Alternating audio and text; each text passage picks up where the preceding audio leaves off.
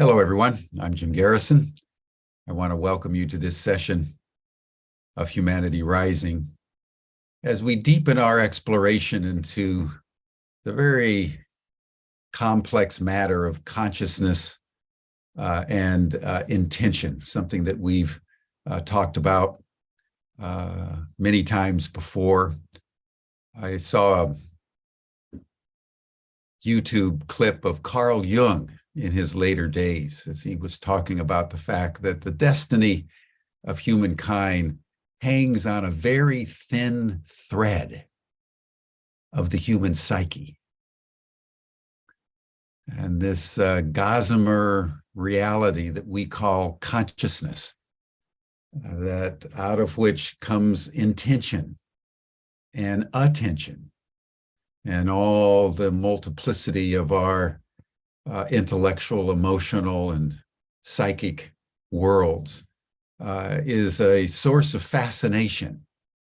I want to enter it today, building on the program that we had yesterday on wild yoga with Rebecca Wildbear.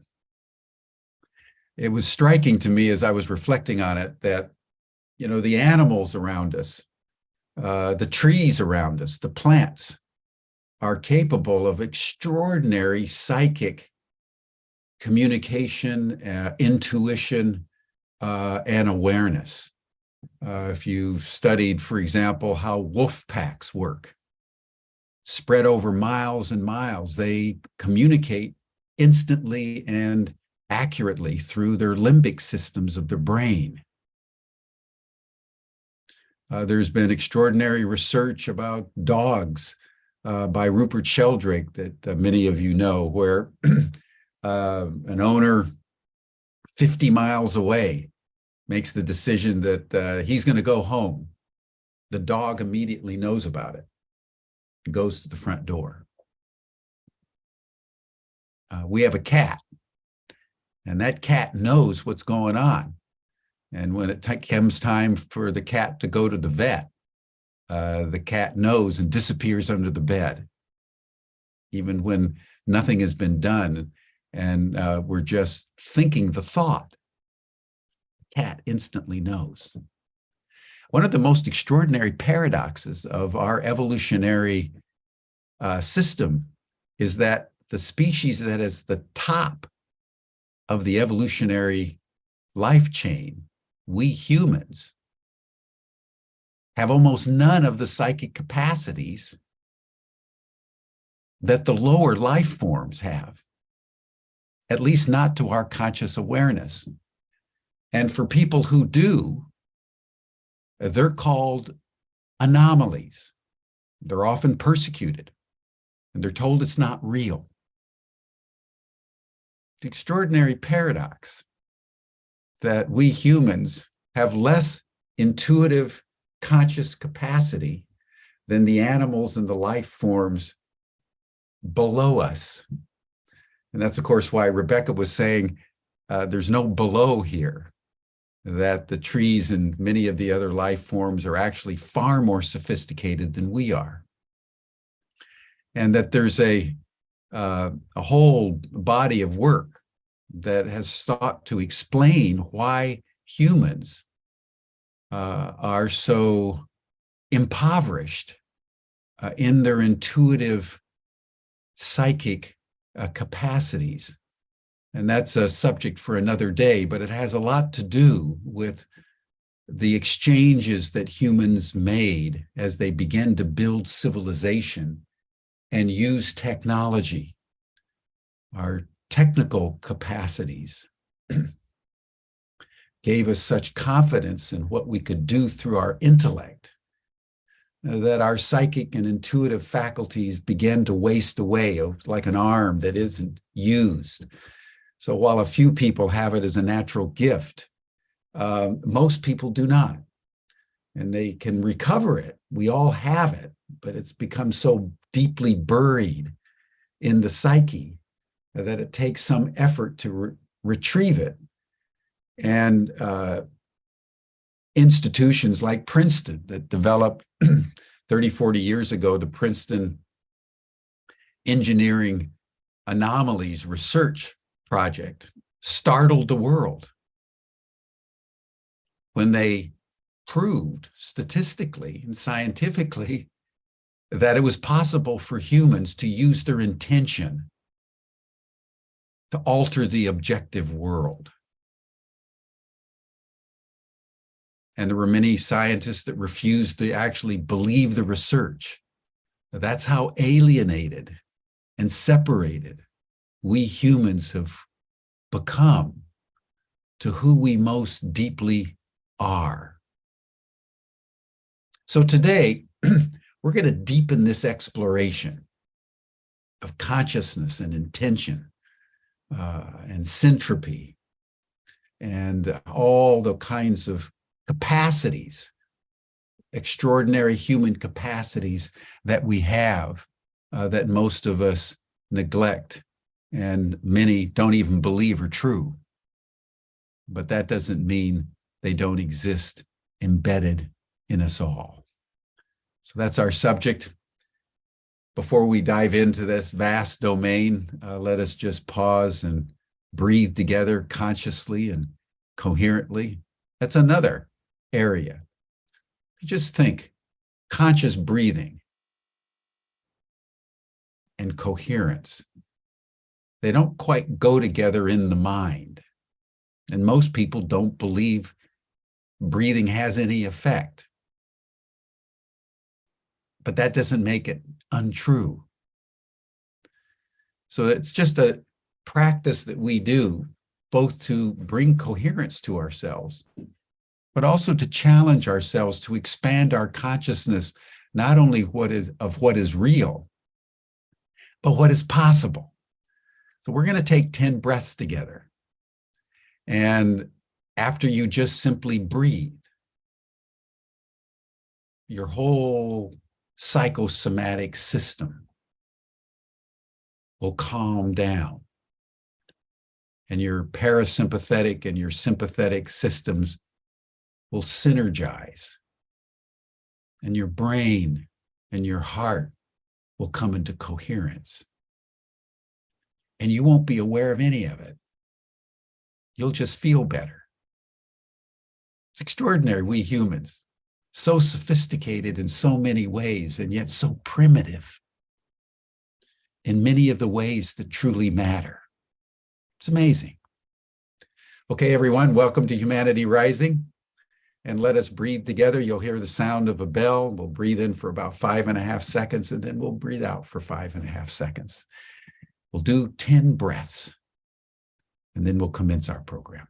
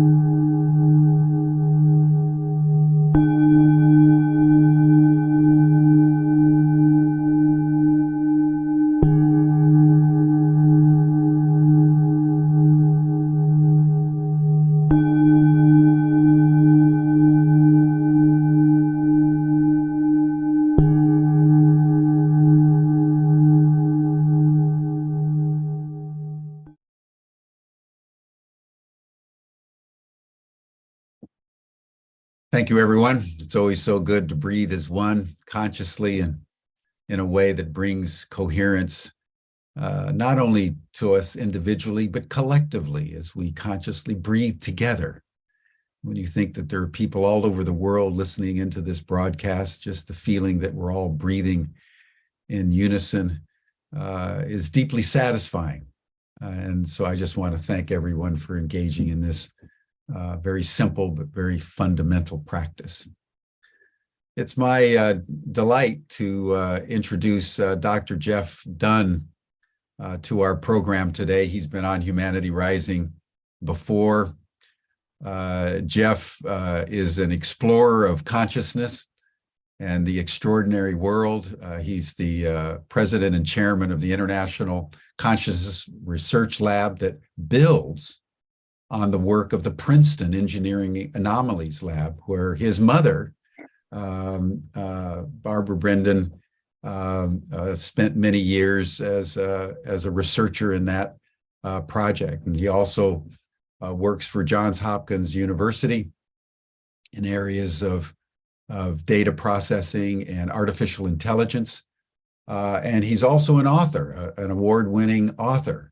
He's just published a book called Nexus that explores all these matters in a novelistic narrative form. And so, Jeff, I want to welcome you to the program. And Jeff is going to dazzle us with not only his intellectual acuity, but he's got some new technology he's going to show to help his presentation. So, Jeff, thank you for coming on Humanity Rising. Jeff's going to make a presentation about his work, and then we'll have a dialogue for the balance of the time. Welcome. Thank you, Jim. It's a joy to be back, and I'm really looking forward to this. As you mentioned, as Jim mentioned, the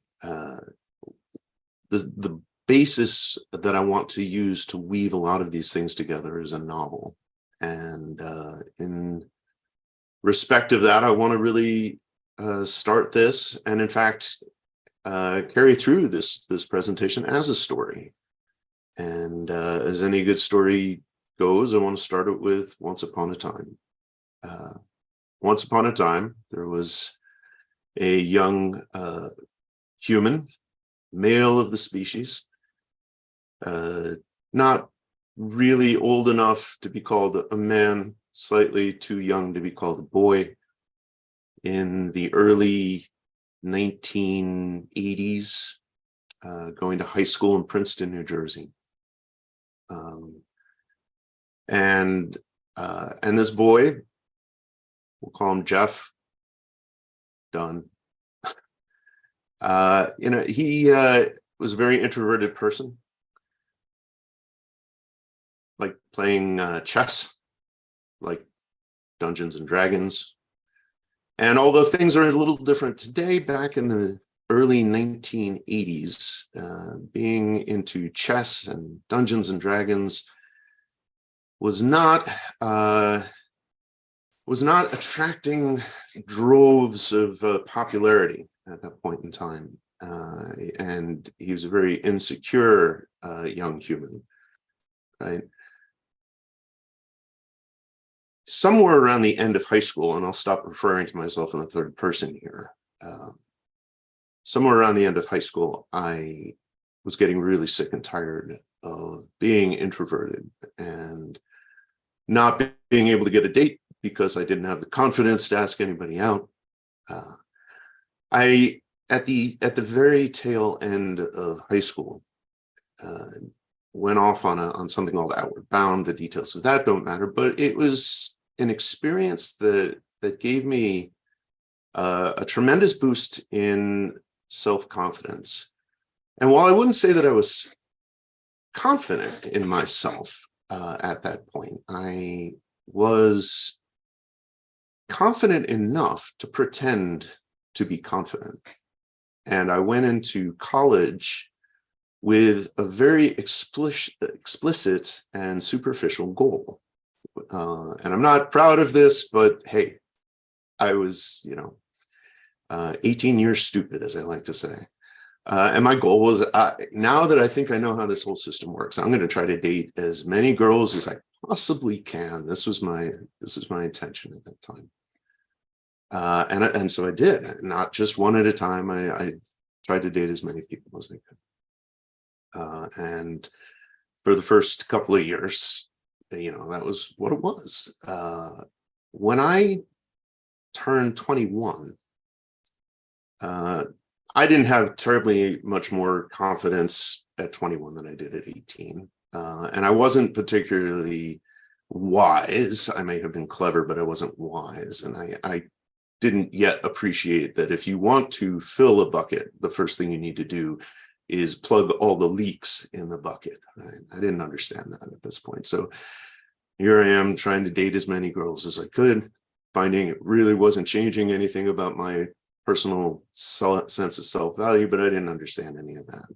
And but anyway, 21, for no reason that I could put my finger on, I said, I want to run a little bit of an experiment. I'm just curious.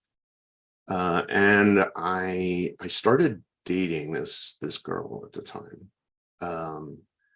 But unlike before, my goal in this particular experiment would be, I'm going to be open and honest. I'm going to tell this young woman exactly what's on my mind, even if it's not really what I'm supposed to do, right? Like if I find myself attracted to somebody else, I'm going to say that. I'm going to be completely honest,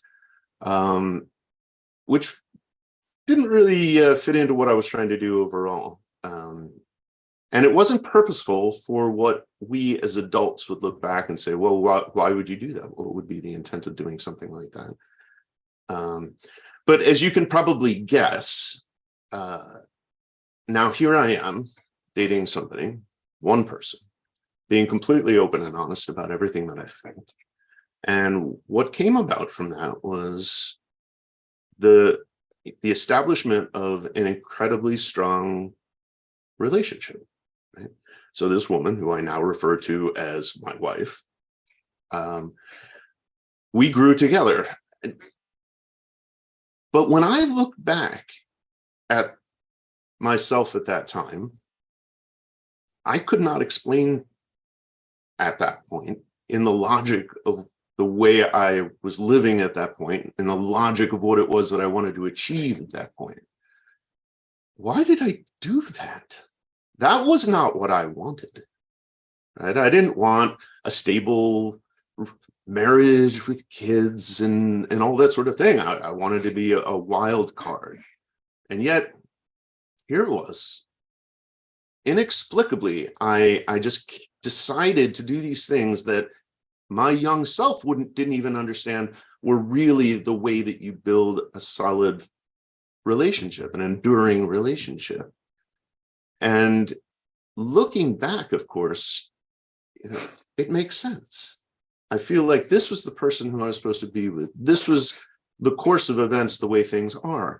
And there is a way of understanding what happened that does make perfect sense if you look at where I am today. And if this is indeed some place that at some level I wanted to arrive at, that was the right decision to make at that point, even though I didn't understand it. And these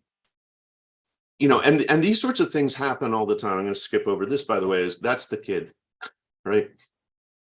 Living on his own, totally independent. Another example of this, right? Things that happen without really making sense at the time.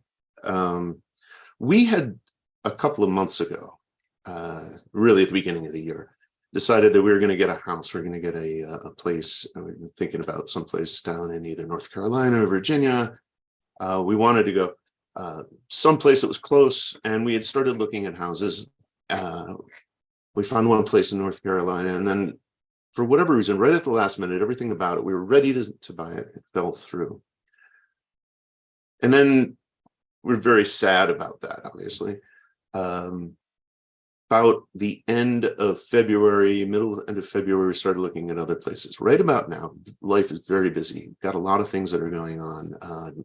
Nexus, the book that I'm going to tell you about later, is just about to be released. There's a ton of things, and I'm doing some theater things. I'm doing all kinds of other stuff. Life is extremely busy, but I made a plan. Second weekend in March, we're going to go look at some houses in Virginia. And we had maybe 12 or 15 of them picked out. No particular favorites at the time. First weekend in March, everything that was planned for that weekend suddenly got canceled. And my first reaction was, great, I have a little bit of time. I can step back and I can breathe. And for some reason that I did not understand at the time, I turned to my wife and I said, you know, we've got this weekend. Why don't we just go down to Virginia? Why don't we see some houses this weekend? And we did. And one of the places that we saw was this place. I suppose I should use this finger, right? That place. And the moment we drove up and looked at this, we're like, this is it. This is the place. The environment, just absolutely gorgeous. Everything about it was just what we wanted. It had been on the market for a little while, but they had just lowered the price. Turned out the person selling it was now in a hurry. And we got there just after the first offer went into the house. And the real estate agent, their real estate agent said, well, if you're going to do something, you better send an offer tonight. Right? So if I had waited till when I was planning on going down and seeing that house, it would have been too late. And the circumstances were just incredible. The other people had this offer in, and yet here we were. We were actually able to come in with a cash offer, which was exactly what they needed. All told, as you can guess, we got the house. But you go back and you ask yourself, why did I do these things? What motivated me to decide that even though what I really wanted that first weekend in March was a little bit of rest for myself, no, I'm going to go do it now, right? There was, I would argue, some future purpose. If I had not done these things, if I had not been that, if I had not made that random decision, I never would have gotten into the relationship that I did. If I hadn't made that decision at the beginning of March, you know what? I just want to go do it. I wouldn't have gotten the house that I did. Right now, I would argue that the reason that these things happened was because there was some future point that I was trying to reach in my life, if you look at the overall scope of these things. Now, some people will make an argument, say, yeah, that's okay. But is that really the case, right? I would say, however, when you see a situation like this, right, well, over here, right, you got to ask yourself a question. What is it that as you're going along that bowling alley and all of a sudden the ball, for no reason whatsoever, just veers off to one side? Right? That's got to make you think about this. Like there's something strange that's happening. And having the argument, well, if it hadn't been that, it would have been something else, right? Because that's what many people would say. It just looks that way. If you hadn't married Patty, you would have married somebody else, and you would have been saying the same thing about them, because it's all just a random arrangement of what happens, right? There's nothing in the future that's calling you. This is just the way things worked out. And if you had ended up somewhere else, you would have described that as being the unbelievable thing that you went to. And these examples that I've given you up to this point can't disprove that. But Jim did, however, mention something else, and that was the Princeton Engineering Anomalies Research Laboratory. And if you're not familiar with that, that was, in fact, the reason I ended up in New Jersey at Princeton High School. Was my mother, Brenda Dunne, had gone out to work with Robert John, and they established this research program to look at what the effect of human intention is on physical systems. And I give you some examples here that are digital and in the lower left, mechanical, but the same things were done with thermal systems, with optical systems, with fluid systems, you name it. So don't think that, oh, well, this is just something that happens with balls falling through a series of pins. An incredible number of experiments that were run that demonstrated far beyond any reasonable doubt, far beyond what almost any other scientific program in the history of the last 100 years or what have you has gone to prove, that your intention on a system can change the behavior of that system. If you have this, for example, in the top left of the picture that's there, if you have this electronic coin flipper that's supposed to give you 50-50 heads and tails, with an intention, a person's intention can change those statistics. Instead of 50-50, it's 50.01, 49.99. And if you only flip a coin 100 times, that's not particularly interesting. But if you flip a coin 100 billion times and you see that 50.01% of the time you're getting heads, that's not chance. The odds of that happening are essentially astronomical, right? Yeah, if you run the universe, the entire history of the universe over 5 times, maybe it'll happen once, kind of odds, right? It just, when you amass that amount of data, you can't talk about it being just a fluke at that point. And that's what that program did, is they amassed huge amounts of data and demonstrated just beyond any reasonable doubt that the effect of your intention was having an impact on these physical systems. And what beyond that was really interesting was you asked the question of, well, sitting there, staring at the machine, connecting with it in some way. Well, what if I'm not sitting right there? What if I'm sitting in the next room? What if I'm sitting in the next state? What if I'm in another country? What effect does that have? And the answer was, man, none. It doesn't matter where you are in space.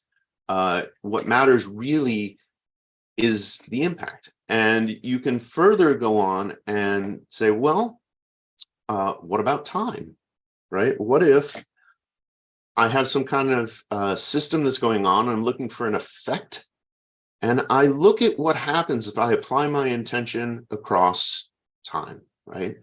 Maybe I attempt in the past, in my past, to affect something in the future. Maybe I'm trying to affect it right now as it's running. Maybe I'm in the future and I'm trying to affect it in the past.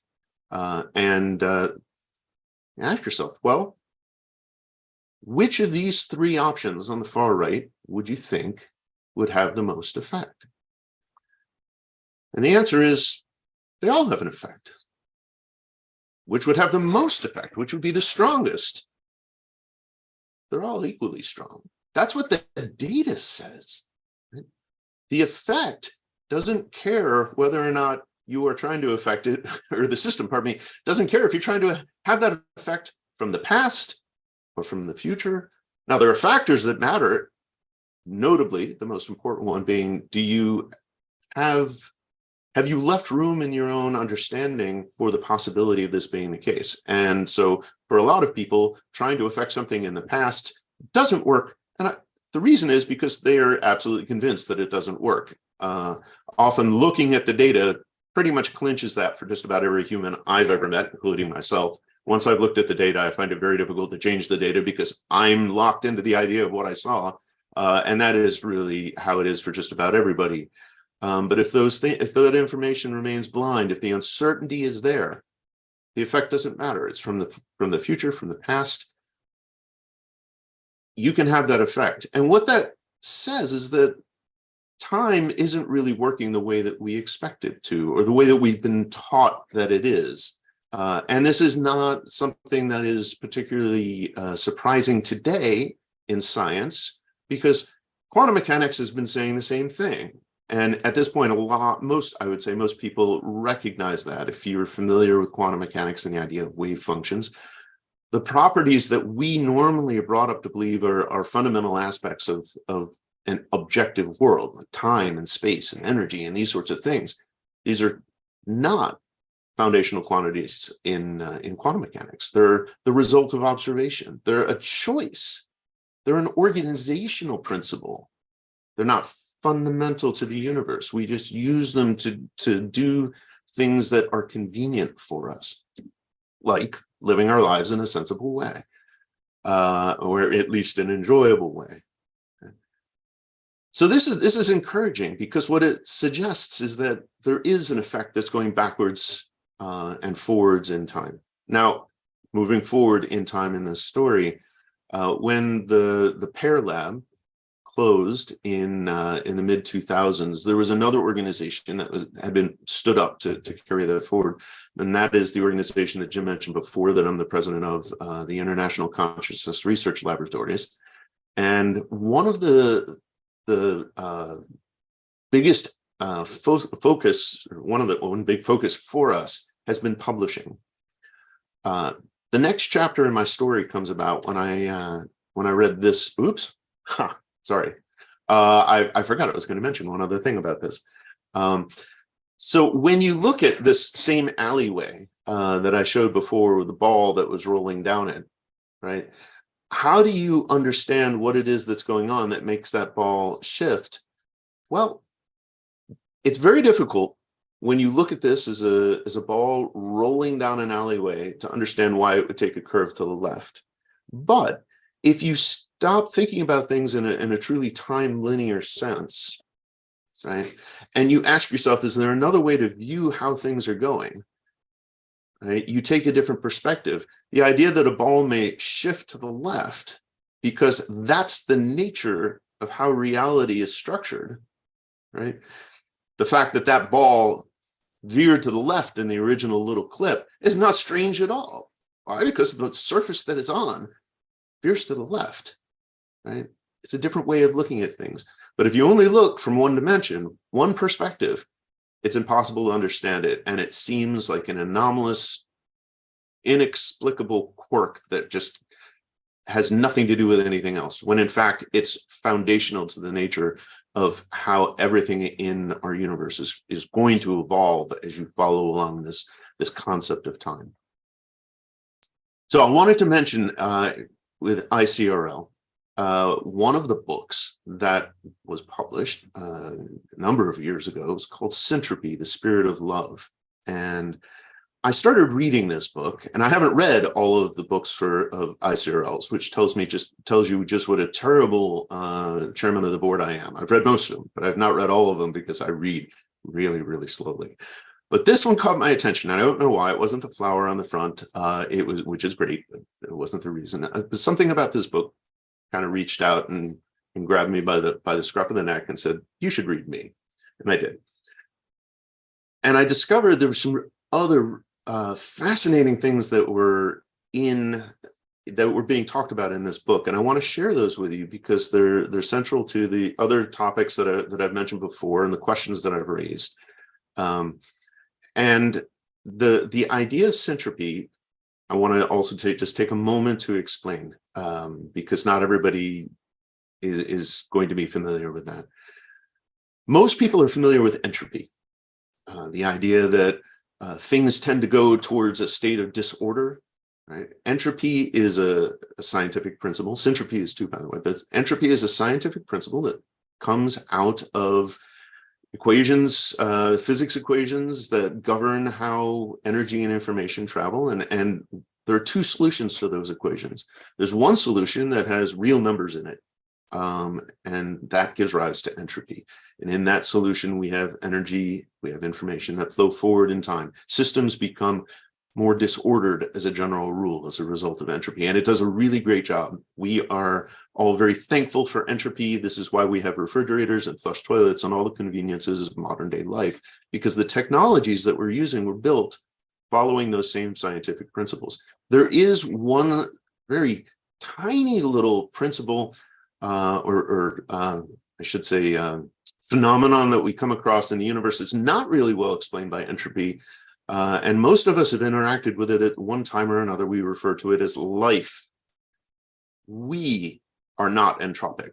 Entropy says that we as humans should evolve into amoebas. Us, the complex things, should become less complex. We should become more disordered, right? But that's not how life works. Entropy is not going to explain why amoebas evolve into humans. It should go the other way around. The other solution, however, the one that was talked about in this book, if you follow that along, if you're willing to entertain the idea that these negative under the square root little problems in the mathematics don't make it a mathematical fluke, but there may be something to that, which, by the way, also is not unique to this particular situation. For the last 7,500 years, we found a lot of really important things by looking at complex numbers. But anyway, that other solution, the one that got kind of dismissed early on, gives rise to this principle of syntropy. And in syntropy, in complement to entropy, we have energy and information that flow backwards in time. And similarly, we have systems that become more complex, more sophisticated, right? These two pieces work together.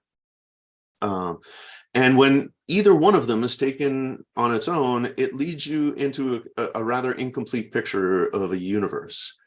It's only when you look at these together, it's easy to see why people had said, you know, oh, no, come on, seriously. Information and energy flowing backwards in time, that doesn't make any sense. We're not going to take that seriously. In the book, however, there is, the author had reported on an experiment that, in my mind at least, kind of just nailed the case shut, as it were. There were experiments that were done, set up so that people would have very sensitive monitoring of the heart rate, and then they would sit in front of a computer, and there were 4 squares. I think I remember this correctly. It's been many years since I read it. I think there were 4 squares, and they would pick under which square did they think a thing was, some picture or something like that. And what they found is that when they picked it correctly, there was a physiological response that was different than when they picked it incorrectly, right? And that physiological response occurred prior to displaying the answer, milliseconds. They couldn't have known. It's not possible. Furthermore, the physiological response occurred prior to when the computer had decided which one was the right answer. The right answer didn't exist at that time, and yet the physiological response of getting it right preceded the determination of whether or not it was right. We do receive some kind of influence from the future. There is information and energy that is coming back. It's the only way that can possibly happen. This was a really exciting thing to me. And like I said, for me, it was sort of the last piece of this. And I happened to glance over at the chat, which I usually promise myself I'm not going to do because I don't want to get less. Is that intuition? It might very well be, right? That could very well be the cause of intuition. I can't answer that. But when you think about our experience base, we actually have a tremendous amount of experience with these sorts of things that are seemingly impossible, right? By physics, there's no real way we should be able to sense whether somebody is staring at us from behind us. Light doesn't go in that direction. There isn't some additional pressure from photons on our back because light comes from somebody's eyes and hits our back. And yet most people have had that experience of being watched and turned around only to find out that they were, and so forth. Anyway, the point being that I found this book incredibly inspiring, and I got into a conversation with the author, Lucy de Corvo. And I told him, you know, we got into a great conversation, and I told him, you know, this is unbelievably profound. And he said, well, yeah. Okay, yeah, you probably knew that. I said, here's my thought though. This is a very scientific book. I mean, it's not crazy. You don't have to get into, you know, tensor algebra or something to understand it, but it's kind of it's not an easy read. And I said to him, you know what you should do is you should take this idea, and instead of writing it as a technical book, you should turn it into something that's really accessible. Write it as a novel. Write it as something that maybe people can pick up and read and pretend, at least for the moment, is fiction. And and allow it to get into the popular culture in that way. And he said, that is a great idea. But I don't write those kinds of books. You do it. So here I was feeling so great, like throw that gauntlet down. He picked it up and he threw it right back down at me. Okay, I kind of got myself trapped in that, right? And so that idea germinated for a while. Let me take a moment though, and just highlight some of the things that that we're looking at in today's society, and then I'm going to get back to the question of the book and how Nexus came about, because that is the book that came out from that. Hey, why don't you do it, Jeff? Okay, I'll give it a shot. But there are a lot of things that are going on, and Syntropy is one of them, and I owe it to some of the other influences to highlight that. If you look around, right, and you look at our world, one of the things that's just, I feel, undeniable at this point is that as a society, as a species, we are immensely off balance. We really have lost the sense of even trying to find a balance point, right? We go from one extreme to another extreme. We're always vacillating between opposites. We don't try to understand what's in the middle of all of those things. And when I mentioned that the title of my book is called Nexus, you can kind of guess maybe why that was the title of the book, right? But what drives us in these things? Well, we have this idea we want to be victorious, right? It's all about overcoming, achieving, being the best at this, meaning explicitly the way we talk about it, being better than everybody else, right? We're going to be better than that person is. We are going to win where they lose. We are going to be dominant where they are submissive in this sort of thing. We live in a very yang world, right? The power tie, this is what we all focus on in one form or another. It's all about the dominance of getting our ideas out there, right? And I would argue that the reason that we have this focus is mostly kind of a distraction. It's easier to think about being in control of other people than it is to be in control of ourselves, right?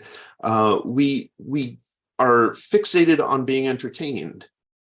In a lot of cases, maybe most cases, to distract ourselves from ourselves, right? And understanding what's going on within us and getting that in shape, under control, right? This either or mentality is unbelievably unhealthy, right? And I think for this audience, you know, there would be no question to say that nobody would ever ask, is yang better than yin, right? Or is yin better than yang? Which is the right one? The whole point is that there isn't a right one. It's that there are different sides that complement each other, right? It's not about having this either or, it's about bringing things together. And when I say bringing things together, it's, first of all, and I'll talk a little bit more about this in a few moments. I don't mean making everything the same, right? This isn't about homogenizing everything. It's about bringing things together in a way that everything can have its own unique character and yet work in concert with all the other things around us as a healthy ecosystem. Anyway, you can see, given the thoughts that are going through my mind, right? If the one place we never land is at the center, if you'll pardon me, at the nexus, right? This is really probably what I should write the book about. Now, I'm going to use this entropy syntropy kind of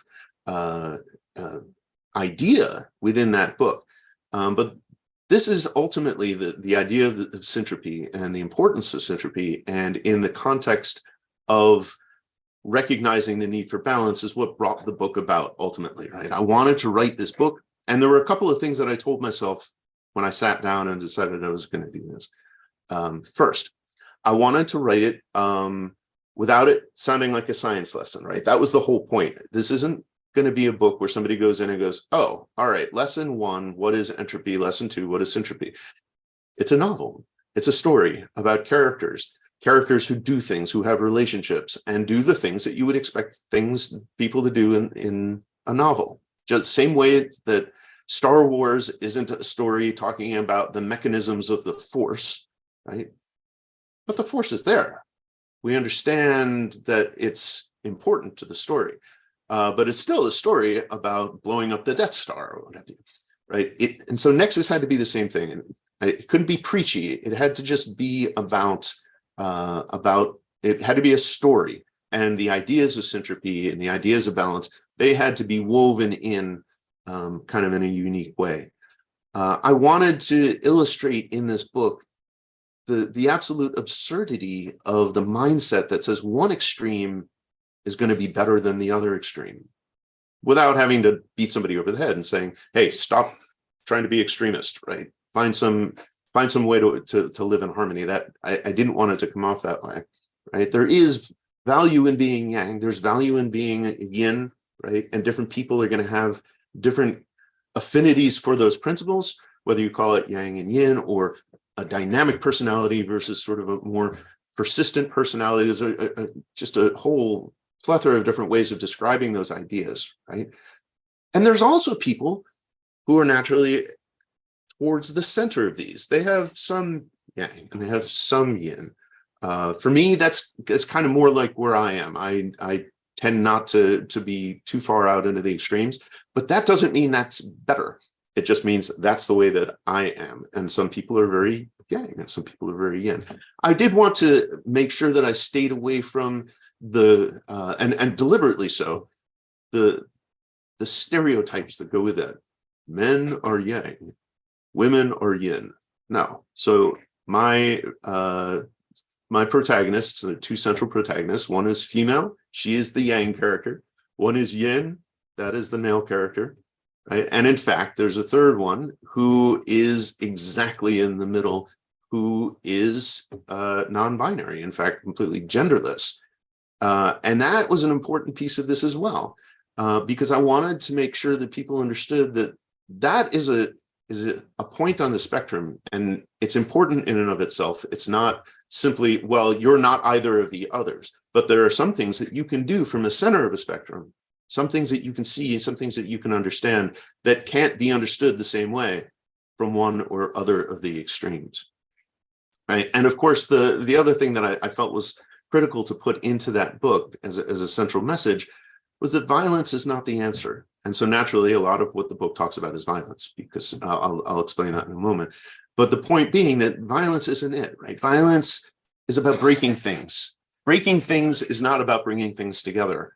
If you find yourself in a place where you're sort of reduced to violence, something's not going right, right? We've lost control of ourselves if we have been reduced to violence. And that needed to be a central piece of the story, right? Now, the other pieces of this that I needed to make sure, if I'm going to write a book, these other elements that are just literary, important for me. And here is sort of my one little selling point where I hope I'm going to make you go, hey, this sounds like a really cool book. As I mentioned, I wanted to make it very clear that that the characters in there are not obedient to gender roles. I think that's a really important thing because we get very locked into that as a society. So I needed that to be an important element. I do not like books that are excessive in description. So when I sat down to write this, I said, there's going to be no Moby Dicking around, which is to say there aren't going to be long chapters on describing a pipe or anything like that. Yeah, of course, a book needs description. You need to set a scene and so forth. But the description has to be only enough to give you a feeling for what's going on. The plot has to keep moving the whole time. It's got to be fast paced. And then, of course, for me, the books that I enjoy the most, I don't want the audience being able to guess where things are going. I don't want them to know just right off the bat, as soon as a character walks into the room, who's the good guy, who's the bad guy, who's the good girl, who's the bad girl, who's this, that, or the other. I want you to wonder. I want you to wonder what's going on in the story and learn that if you take things at face value you're going to have to go back and reread that because there's probably more that was going on. So let me tell you a little bit about the story, and this will just be very brief, because at this point, hopefully you're wondering, okay, great, you've told me a lot about this, but what's actually happening? The story itself, the sort of story with a little s, the book, starts in modern day, but the story that it tells is really one that starts some 13,000 years in the past, and it's based on a world that is almost ready to come together and to be unified, and then shatters because the leaders at that point can't get over their own hubris. They can't accept the idea of coming together in a partnership. One feels they have to be dominant against the other. Now, these worlds have split, and they've split into two. One is Earth, our world, the one that we're familiar with. The other is Earth. So just switch the E and the A around, right? And they are the complement to our world. So where we are patriarchal, they are matriarchal. Where we have sort of a whole array of different societies and communities that basically operate independently, they are consistent. Where we are entropic and we are focused on the past, when we look for causes, why did this happen? What made this come to be? They are syntropic. They focus on the future. They're not so concerned about what were the things that happened in the past, but towards what future am I being pulled? And it's a different way of looking at things. And now these two worlds, which have kind of had their time alone, are coming back together. Each world has a champion that has been elected, if you will, by the world consciousness itself. And these champions have been informed by their worlds that their job is to come together and fight it out. And because they know that only one world, when these two worlds come back together, only one world is going to pass through the Nexus. And so they have been set against each other to do this. And as you can probably guess from everything that I've said before, right? They come together and they start thinking, I'm not sure that murder and yet more violence is really the right way to usher in the next era of humanity. And so really the story is about these two now saying, we've got to find some other alternative that doesn't involve killing each other. And so really what they do is they undertake this this challenge that I described before, which is it's not about conquering the other. It's about conquering yourself. It's about gaining control of yourself and learning to find the ways that you fit together and so forth. Now, I'm not going to tell you any more about it. I've already come dangerously close. I feel that it's okay because, as you can guess, as a book, it has, relatively speaking, a happy ending. And so I'm not going to go into any more details. But I do want to talk a little bit about the implications of all of these ideas, not just the implications of the book. The book is intended to sort of paint that picture a little bit, but to talk about given this idea of syntropy, what does this mean, right? So let's go back to this picture just to point at for a moment, right? What we've seen is that people, and by the way, Jim started at the very beginning saying, we tend to look at some people having this ability to have some kind of effect, but that's just them, one or two. When PEAR did the research, it was not research done with quote unquote gifted people. It was anybody, everybody, people off the street. In fact, the only way that you could not qualify would be if you considered yourself gifted. Then you weren't part of the study. Nobody wanted that, right? It needed to be something, it needed to be people trying to do this who are just the quote unquote everyday people. Sorry, I've got myself totally off track. What was I saying? So anyway, so these people are looking at focusing their attention, having an impact on the machines, right? And trying to understand how this works. When I've gone through and explained this sort of thing, people are okay with this.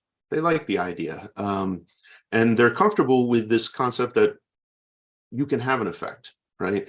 If we don't train ourselves not to, if we don't eliminate the possibility for ourselves, we can do this. And a lot of people feel okay with that. When I get to the point about saying that you can concentrate right now and have an impact on something that happened 2 weeks ago, or 2 years ago, or 2 decades ago, that is much less comfortable for people. And the reason is because we're really tied into the idea of time. And we no matter how much, at least at the beginning, we tell ourselves, no, I'm okay with time as an organizational thing and not a physical thing, we still get stuck. But what happens? Like, it was already there. How could you possibly change it? And the thing is, we have lots of experience, evidence that this happens. In fact, last year, I was at a conference whose primary purpose was working today, addressing past trauma in one's own life to manifest healing from that trauma. And there's cases and cases and cases of this happening, right? And you can argue, I suppose, that this is just you affecting your brain today in the way that you interpret things in the past.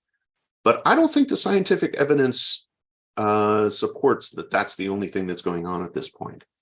But it does or I should say, it has challenged me to find a way to explain how this could possibly work. What is it that intention's really doing?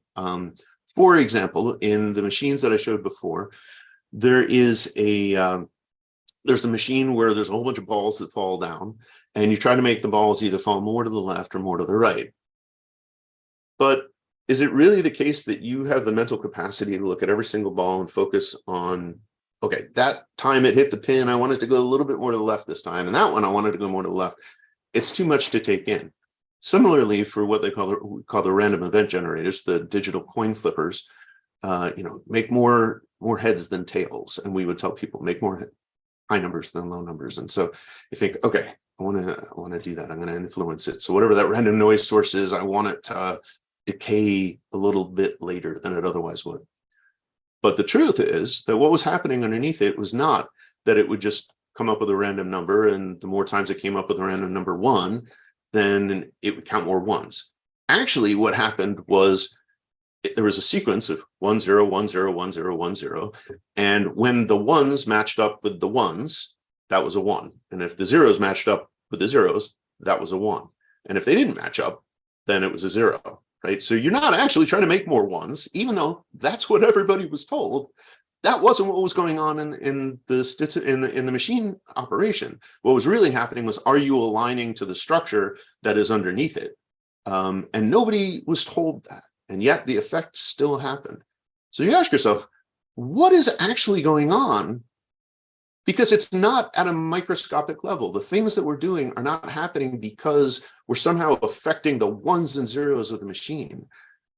Right? So let me go back to this picture that I painted before. Right? A way of saying that is that, this is backwards for me, so you got to pardon me. This ball, as it comes down and goes over here, right? It's not because we understand the nature of how it interacts with the surface and what it means in the physics and all the rest of that. We've set up a structure that is that has influenced it to go one way versus another. And if we wanted to change that, right, what would we be doing as an intention? We're changing the substructure of what's going on. We're not really affecting the fine details. If I put a whole bunch of little spikes on there, it might actually look like that pinball machine. But we're not influencing the individual bounces. We're having an influence. We're changing the conditions of what it means to go where I want to go. And in this particular one, where I've used a ball rolling down, right, the sort of the underlying influence is a gravitational thing. So I'm using a gravitational example. Right. And sometimes it doesn't look like we're going in the direction that we think we're supposed to be going. We can't really see why going to the left really takes us where we ultimately would want to go. And this is, you can imagine, sort of synonymous with being on one side of the mountain and trying to find your way to the other side, and going over the mountain isn't the right way to do it. Or going directly through isn't a possibility. Sometimes you have to take a circuitous route to get to ultimately where you need to go. And that's how these things happen. I think when people set an intention out there, what they're doing is they're setting a future destination, if you will, where we want everything to go. And by everything, I really mean ourselves, our lives, our consciousness. This is the endpoint that we're trying to get to. We make that a tractor. And as such, that feeds back information across what we normally organize as time. And when I think about it this way, at least, I find it to be a much more sensible way of understanding what's happening when we talk about having an influence beyond that. Now, one of the other implications, or one of the implications that I think is particularly important about this, is how it ties science and spirituality together. If you think about the idea that I've got some future purpose that is pulling me forward, just like I have past causes, but I have this future purpose. What does it mean to have a purpose? Well, one, I suppose, could envision a purpose that is entirely internal. And again, this is sort of what time, yeah, it's already, I'm not going to go into detail about it, but it's not logical. Right? The whole point of a purpose is about how you relate to things that are beyond you for the most part, which means that purposes are interrelated. And if purposes are interrelated, then we have to be interrelated.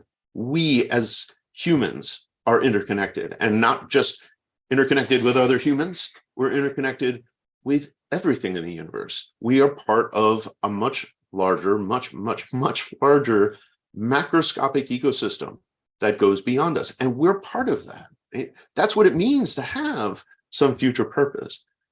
That doesn't mean that you don't have free will. It doesn't mean that you can't fight against the flow, as it were. And we all probably have experiences where we find ourselves going, nope, I don't want to do that. I'm going to go this way. I'm going to go. It looks like that's the natural way to go, but I'm going to force myself. And in general, most of us find that whenever we do that, it leads to a really rough time. It's very uncomfortable. You think you're in control, but in truth, you find yourself sort of struggling uphill the whole time. And this is one of the things that I think is so important, at least for me personally, about syntropy, is that as a mathematical outcome of these same equations, right, that govern the way the universe works as far as we understand it, right, it's saying that the idea of interconnectedness, which is really the idea of spirituality, is scientific too, right? And we should be able to use the tools of science to explore that the same way we have to explore entropic processes. And we're really just at the beginning of that journey. But it's a journey that's starting, and I think it's, I think that's what we're going to see people doing more and more in the future. All right. Oops, sorry about that. Hit the wrong button. I was trying to advance my notes, and I advanced the slide, or turn the slides back.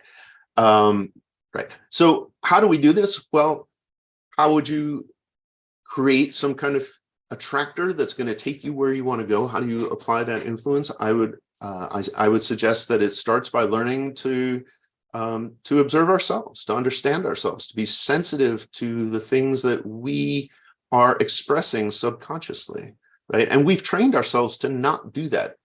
And this is, in fact, what Jim mentioned at the very beginning, right? Why is it that animals seem to have these senses that we don't?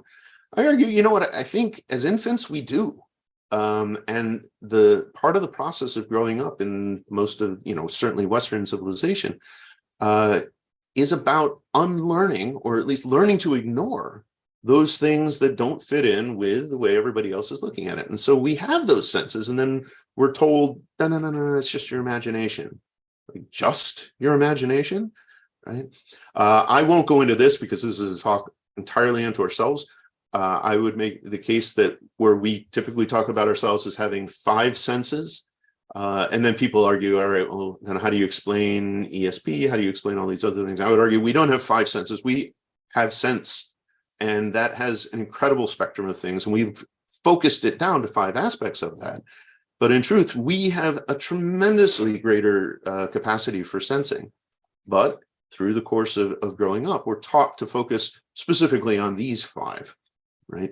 And ignore all the others. But if we didn't ignore all the others, imagine the information that we could get, right? And studies that have looked at remote perception and everything say, yeah, those sensors are there. We can receive information that way, right? So learning to observe ourselves and understand what is really coming out from ourselves, from our subconscious, from our deeper selves, is one of the tools for doing this. And the other is learning to observe everything around us, right? To really observe it, not just say, well, what does this mean to me, but to understand what the rest of the world is and how it's functioning, right?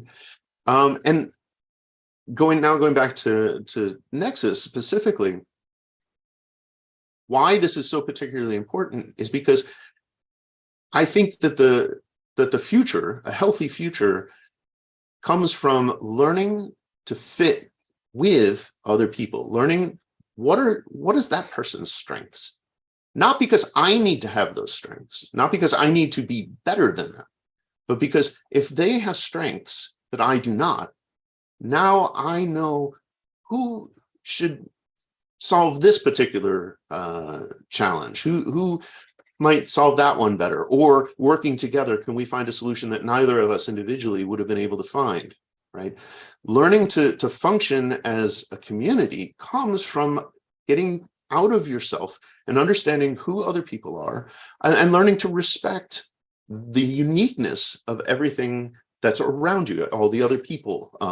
People is such a much easier example to talk to, right? Learn to respect that.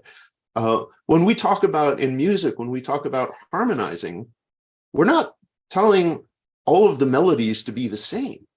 In fact, if we put all the melodies to the same, we don't get the harmonies, right? Harmony comes from respecting the differences in individual melodies and learning to function, to put those together coherently so that they create something more, something better, something greater than either one of them possibly could have, right?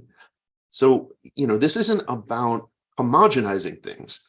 It's about complementing things and learning not how to ask everybody in a society to be uniform, right? To agree on the same things or to make the same decisions, but to learn to be tolerant that other people are going to go about things and think about things differently. And that's a good thing, because in doing things differently, they're going to bring capabilities and skills and understanding that we won't have, and that will augment our ability to do this, right? And, to use, sort of to go back to the very beginning, to use my wife and I as an example of this, after 30 years of marriage, right? We haven't become the same person. We're actually very different. We don't solve problems the same way. We don't think about things the same way, right? But we have respect for each other. I know that there are some things that she's going to handle better than I am. And there are things that I'm going to handle better than she is. And there are some things that neither of us individually are going to be able to do. But when we team up, it works, right? That's what it's really about. Creating that synergistic relationship that can carry you forward, and learning to work as part of the overall system. And just sort of to wrap this up at this point, right? Ultimately, to me, at least, that's what Nexus is about. It's a novel. It's fun. You don't have to read any of that into it if you don't want to. You can just enjoy the story and the laughs and the climax, right? The risks, the rewards, the gains, and all the things that make a good story. But behind all of that, it's really a statement.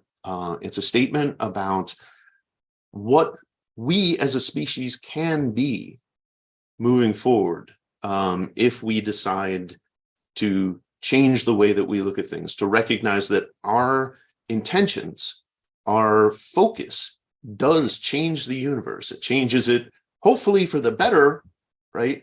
But it doesn't always, if we're not careful about it, right? If we're not in control of ourselves, if we don't recognize what it is, we could be doing things for our own futures that are not going to make us particularly happy. Intention plays an important role in structuring reality. And I think that's something that we need to make people aware of at a very early age. And by very early, I mean like day one. So anyway, there's a ton more things that I could talk about, and I'd love to answer questions and so forth. We're a little bit past where I was going to sort of target ending about 10 minutes ago, and I appreciate your patience in my going over a little bit. But thank you again, and where do we go from here, Jim? Wow, Jeff, you've given us a banquet, and like a smorgasbord of topics that are quite extraordinary and profound. I'm not quite sure where to begin, but I look forward to reading your novel to get your approach on these things. One place that I'd like to start is I'd like to get your comment, your perspective on this point that I was raising at the beginning of this paradox that humans, as the kind of the highest on the food chain, the evolutionary food chain, seem to have less access to the psychic phenomena that are commonplace among not only animals, but trees and plants and Sure. other life forms on the planet. We know we all have them and that they're accessible. How do you explain how humanity lost them? I think it comes about because, sorry, we have a guest. Oh, she does not like to be excluded from Zoom meetings as much as I try.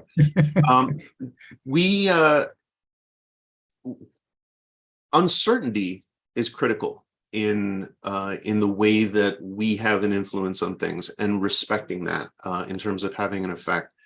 And we are very good at convincing ourselves that we know things a lot better than we do. And in doing so, we lock ourselves into a world that we believe we've got right. And we've trained ourselves to filter out things that disagree with it.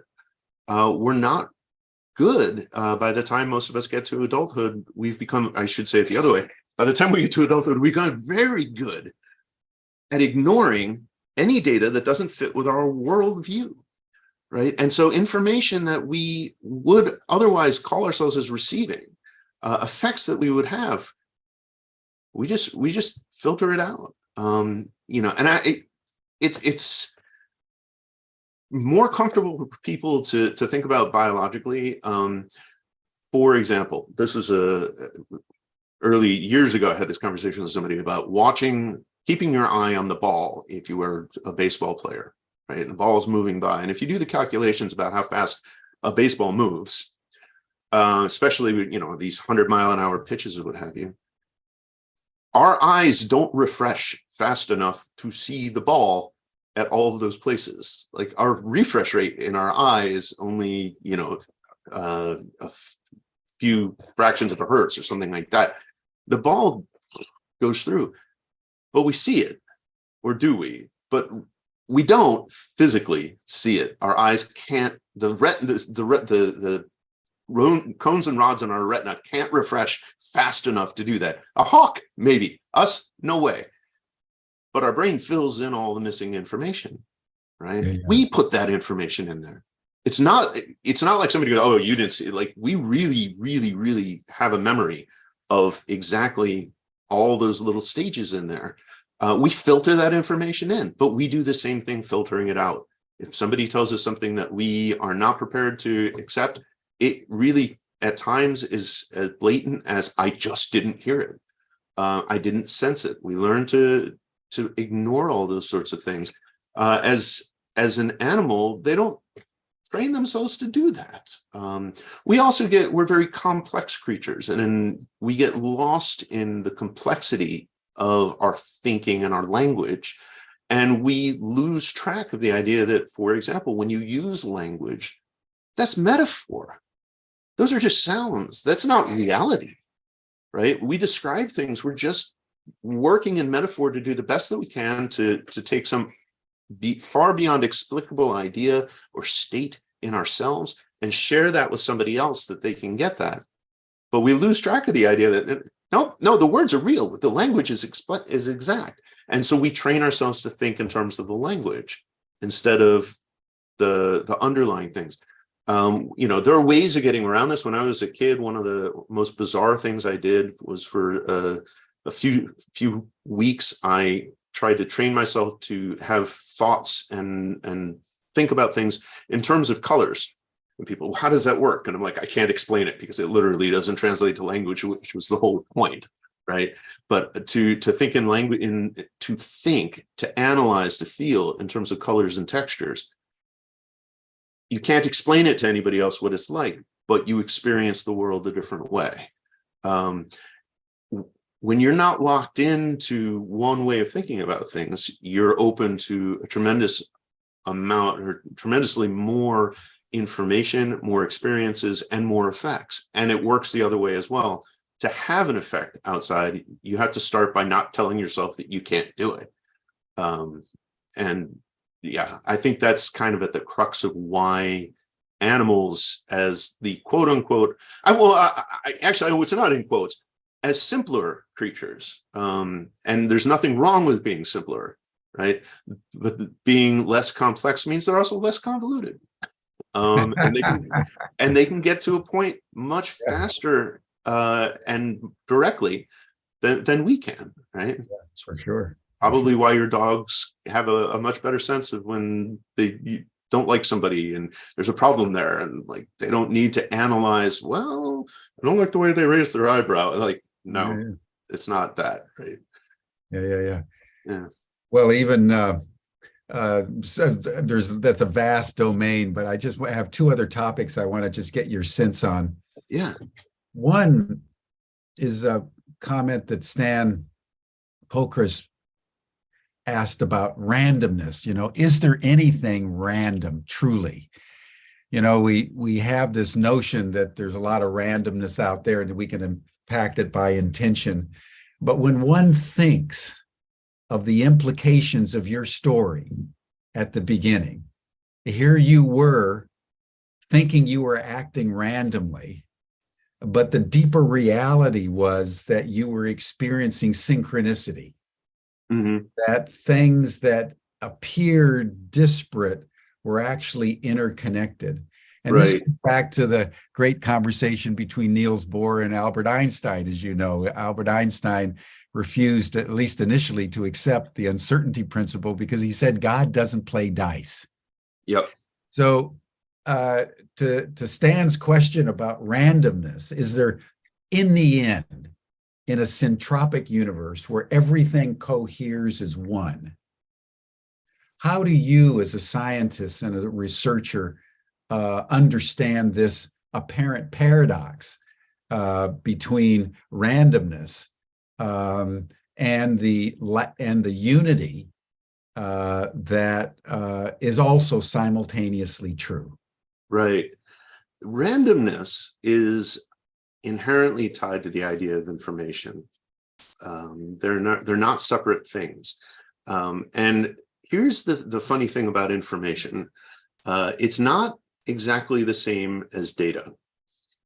Data becomes information when you apply meaning and reason and so forth, and whatever that means. And I use the term meaning and reason in very generic ways. And it has the same effect on randomness, which is to say that whether something is or is not random depends on your context, in the same way that the way that you take data, good point, and you turn that into information depends on your context. So if you take the same data from two different contexts, it will result in two different pieces of information, which is in fact one of the striking and disturbing problems that we have in society, where people are taking certain things and going, no, it means this, no, it means that. And they can't come to an agreement because they haven't recognized that they are not even remotely working from the same context. Right. And so what is reasonable in one context doesn't look reasonable in another context. And so what is random and not will be dictated by your context. If your context is quite small, things that are beyond that become random. If your context tries to engulf the entirety of the universe and all of its complexities and what have you. Is there anything random? This is a philosophical question.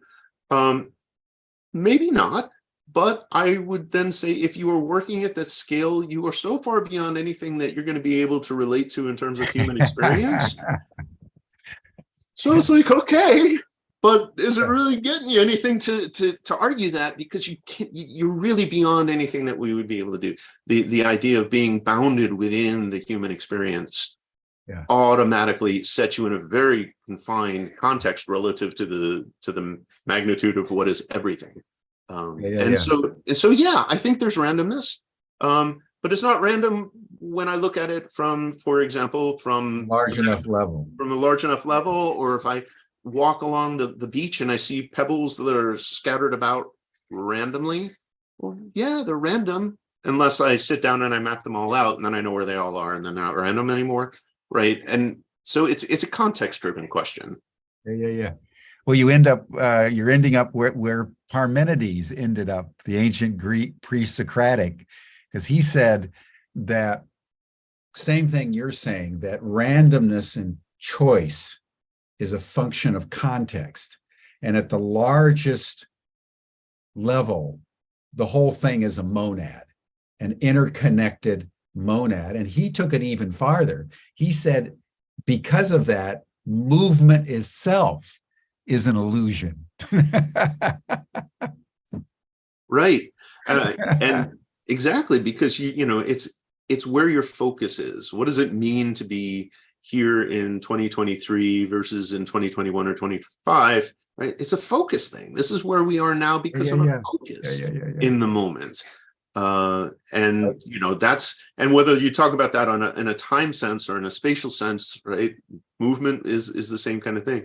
And the way that you measure proximity, the same kind of thing. And so we always say, well, how close are you? Well, I'm here and you're there, and we're separated by a mile. But proximity has as many dimensions as we have, right? There's emotional proximity and probably an infinite number of versions of that. And meaningfulness, proximity, and all that. By the way, Jim Enright is making a slightly humorous point. He says God does play dice, but they just don't have any dots on them. Good one, Jim. That's a good one. And if there's one thing I'm pretty sure is God has a sense of humor. Right? And now I would say, he's got to, man. The universe definitely has a sense of humor, and it's an ironic one, without any question. So let me open up another vast domain, and that is around time. And it's so fascinating what you're opening up is the versatility and ultimate ambiguity of time. And I wanted to ask your comment on the ancient Greek understanding of time as an intelligence. They understood intuitively, I think, what you're saying, and they understood time is experienced as a chronological movement in the world of time, space, and causality, but that time was an intelligence that interacted with space to create the movement that animated life. And from that point of view of time as an intelligence, one gets a sense of the power of time and the intentionality of time and the capacity of time, and why we can't ever get a fix on time. Like you can't define God, or you can't really define space, and you can't really define time, but reflect on time as an intelligence. Yeah, that's an interesting question. One of the things about time that I've struggled with for many years, spent a lot of time thinking about, were the different aspects in the way that we use it, and especially from a science perspective. There is time as a variable, but there's also time and where you can place yourself within time. But there's also the idea of time as sort of the means by which you understand change, right? And they're not completely separate, of course, right? But time is a thing by which you assess the way, the nature, the speed with which something changes position, changes shape, changes whatever. There's this idea, and then there's where you are in it as more of a larger scale question of, am I in the past, am I in the future, and so forth. And those two things are obviously interconnected in some way. If we use the sort of that metaphor that I put in, oops, went a little too far there. Let's try that again. Where's my picture of... By the way, that's very cool what you're doing on your Zoom. Thank you. This is a first for us. Oh, I've got to go back to doing this the manual way because I can't zoom through it. Where's my picture of...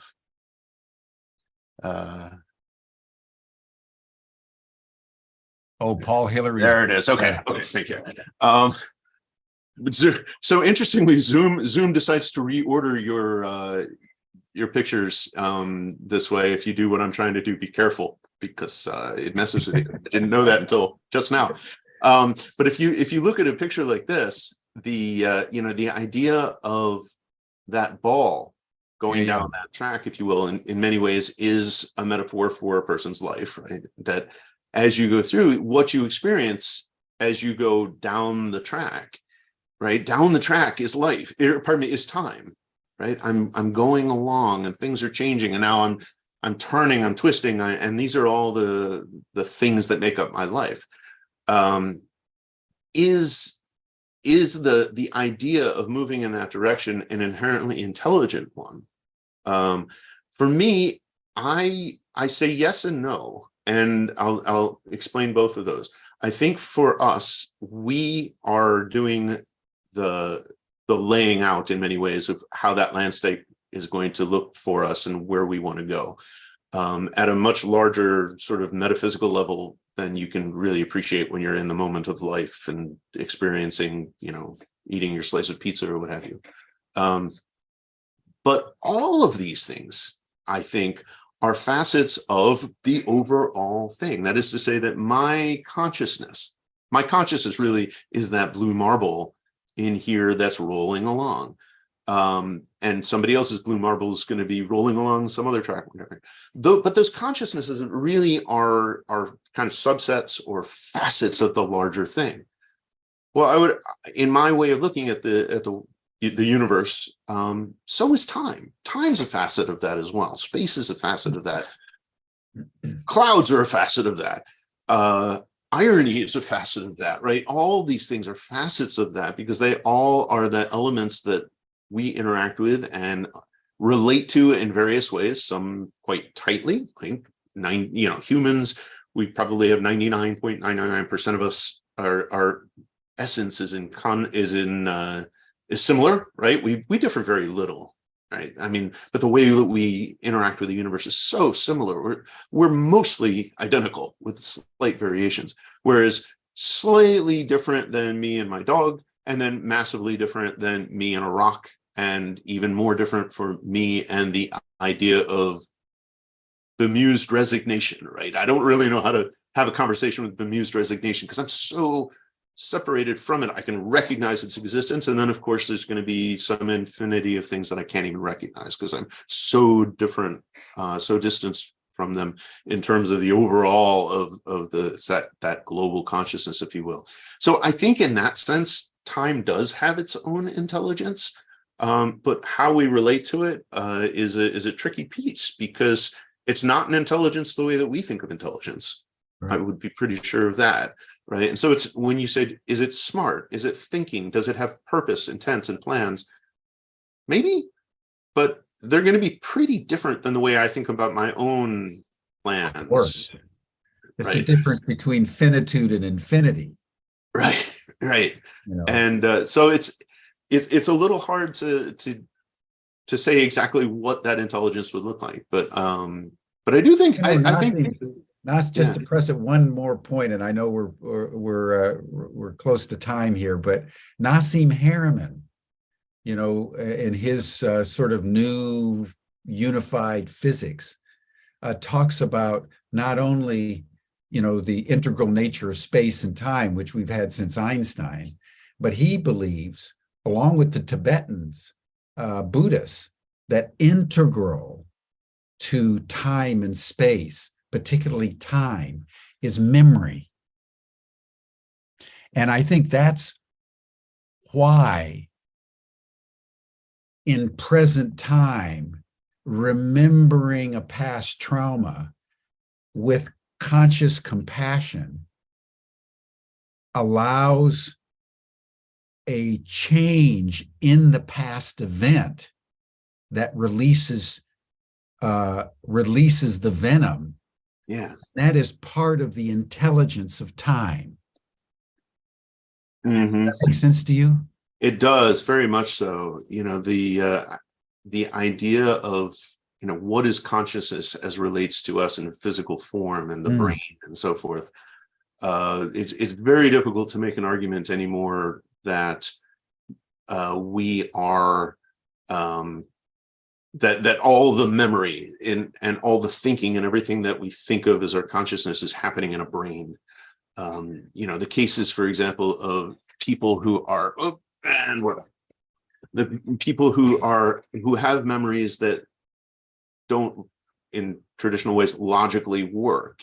Kids who wake up one day at the age of 4 and remember being a fighter pilot in World War II and have explicit memories, right? How they can't be encoded in a brain. It's got to be that it makes a lot more, I should say, it makes a lot more sense, the idea that a brain is somehow some kind of antenna, right?